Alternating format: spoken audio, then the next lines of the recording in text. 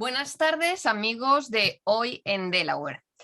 No hemos salido aún del momento pandemia COVID y ya tenemos que enfrentar pues con una nueva enfermedad que está teniendo una propagación cuando menos que llama la atención. Es conocida como viruela símica o viruela del mono. Para hablar de ello, tenemos a una epidemióloga de la División de Salud Pública de Delaware, Camille Moreno Gorrin. Muchísimas gracias por su tiempo y vamos a ver qué aprendemos sobre esta enfermedad. En primer lugar, ¿qué es esta enfermedad? ¿En qué consiste? Claro que sí. Pues esta enfermedad consiste en primordialmente en un sarpullido, ¿verdad? O una especie de rash, como le dicen en inglés. Puede también causar algunos síntomas que no son específicos, como fiebre, dolor muscular, dolor en el cuerpo, inflamación en los ganglios linfáticos. Pero esos síntomas aparecen normalmente 1 o 2 días, 1 a 3 días antes de la aparición del sarpullido. El sarpullido es el síntoma más característico de la enfermedad. Se puede transmitir por contacto directo, como contacto directo con algunas lesiones del sarpullido, con una persona que esté contaminada. También se puede transmitir indirectamente por contacto por objetos inanimados, eh, sábanas, los vasos, los cubiertos con los que comemos. Y ese es un tipo de transmisión no tan común, pero también se puede ver así. Y también se ha visto transmisión de mamá a bebé durante el embarazo. ¿Qué podemos hacer? ¿Qué está en nuestra mano hacer para prevenir la transmisión de la enfermedad? Para prevenir la transmisión de la enfermedad es importante conocer los síntomas de la enfermedad, ya mencionados, y los factores de riesgo de la enfermedad. Claramente hay unos factores de riesgo bien específicos. El brote que estamos viendo en los Estados Unidos ha sido primordialmente por contacto bien cercano, mayormente contacto íntimo con una persona infectada o contacto sexual. Y es identificar esos factores de riesgo. Si has tenido contacto íntimo con una persona con un sarpullido que a lo mejor no haya sido diagnosticado, pues saber identificar que si comienzas con síntomas de sarpullido, pues eso puede ser y comunicárselo a su médico.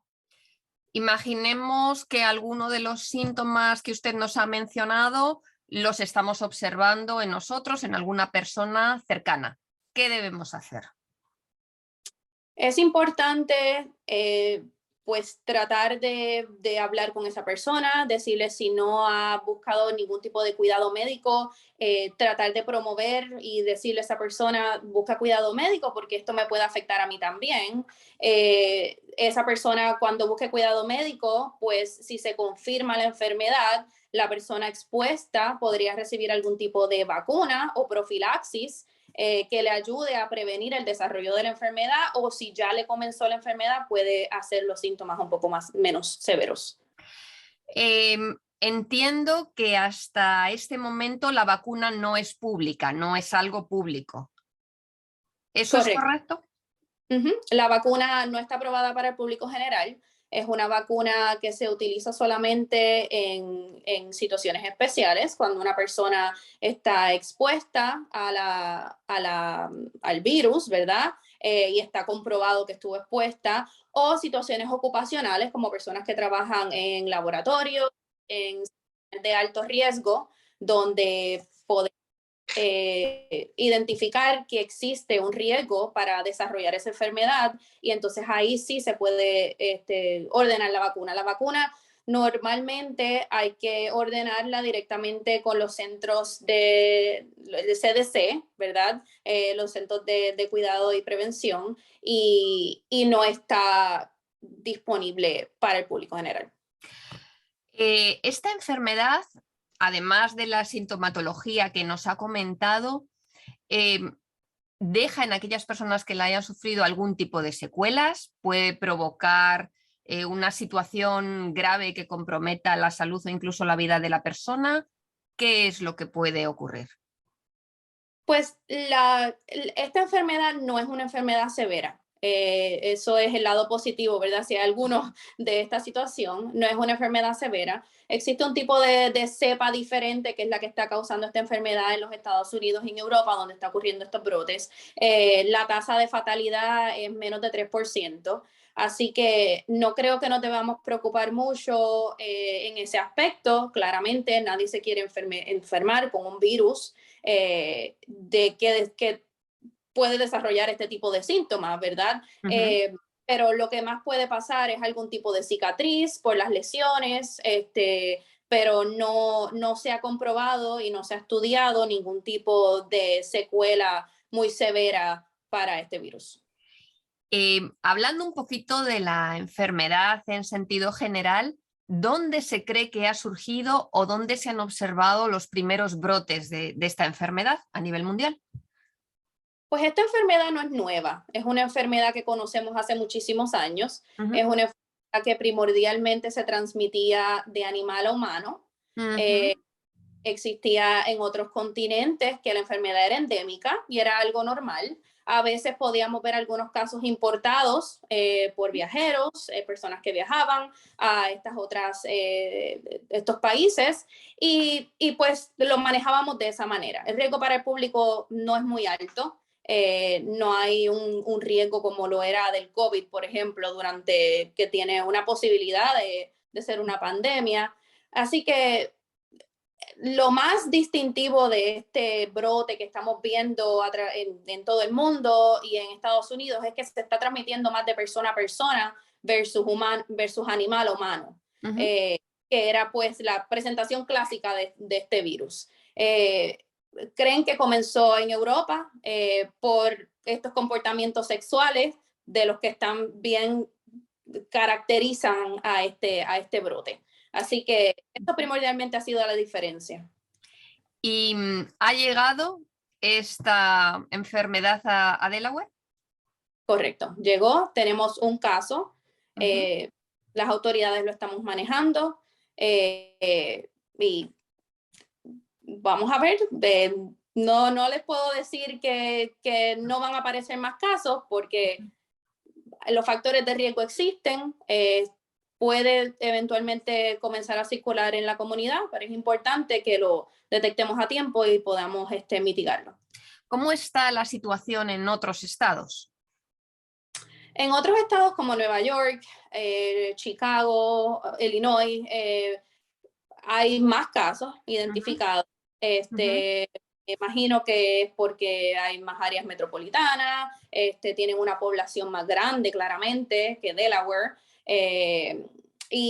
Pero las autoridades, nosotros colaboramos mucho con otros estados, las autoridades están controlándolo, los CDC están trabajando para enviar vacunas y antivirales también para pues tratar de controlar un poco el impacto que tiene esta enfermedad en la comunidad.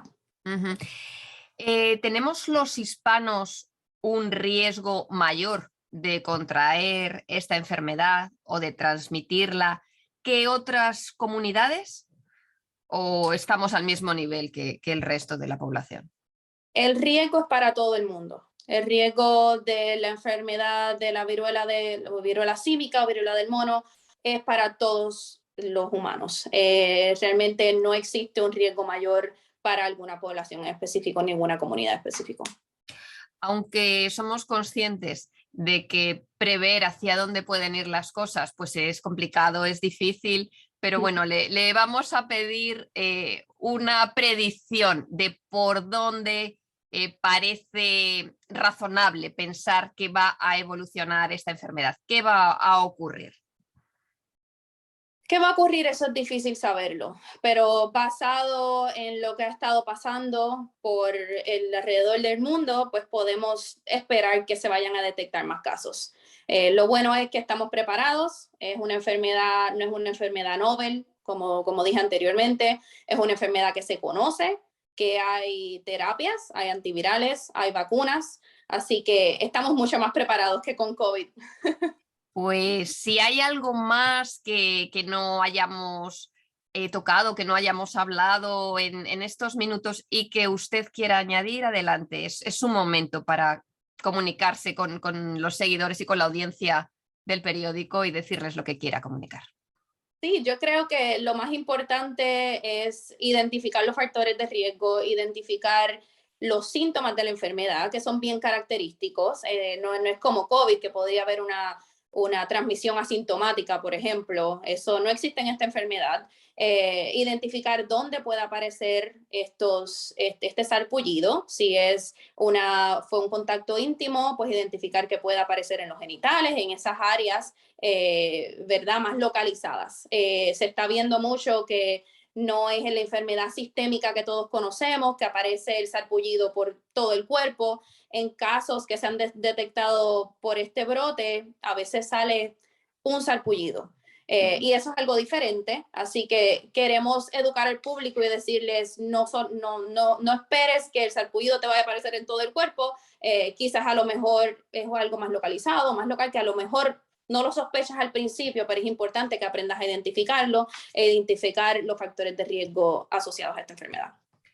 Pues muchas gracias por su tiempo, por su amabilidad, contestando a todas nuestras preguntas, Camille, y a toda la audiencia de Hoy en Delaware. Conocemos los síntomas, sabemos qué se puede hacer para evitar transmitirlo. Nuevamente, el ser muy conscientes de cuidarnos significa también que cuidemos a los demás, que seamos honestos si observamos alguno de estos síntomas y lo compartamos con las personas con las que estén a nuestro alrededor, con las que hayamos estado. Y bueno, crucemos los dedos para que esto no pase a mayores y bueno, pues todo quede como una enfermedad más que tenemos que ayudar a prevenir y a combatir. Muchísimas gracias. Muchas gracias a ustedes.